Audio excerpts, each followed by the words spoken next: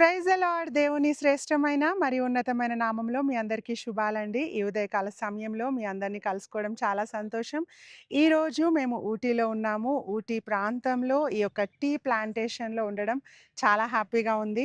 ప్రియ సహోదరి, సహోదరుడా, దేవాతి దేవుడు మనందరిని ప్రేమించి మనకంటే ముందుగానే మనకు కావాల్సినవన్నీ ఆయన సమకూర్చాడు భూమి మీద. మనకు కావాల్సిన కూర మొక్కలు, ఫలాలు అన్నీ సృజించాక మానవుని సృష్టిస్తా ఉన్నాడు.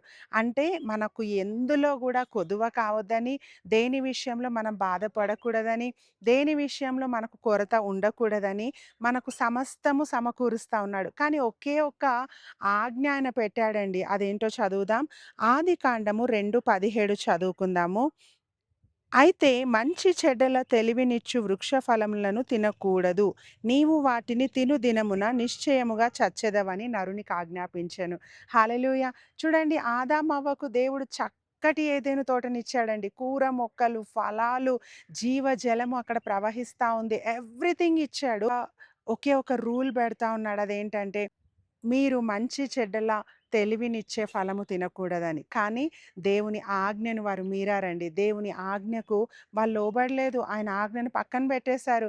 అండ్ అక్కడ జరిగిందేంటో తెలుసా? దేవుడిచ్చే బెనిఫిట్స్ అన్నీ కోల్పోయారు. దేవుడిచ్చిన భాగ్యమంతా కోల్పోయారండి. ఈ లోకంలో మనం కూడా ప్రియ సహోదరి, సహోదరుడా, దేవుని ఆజ్ఞకు వ్యతిరేకంగా వెళ్తే, దేవుని మాటకు వ్యతిరేకంగా చేస్తే తప్పకుండా మనం కాన్సిక్వెన్సెస్ బేర్ చేస్తాం.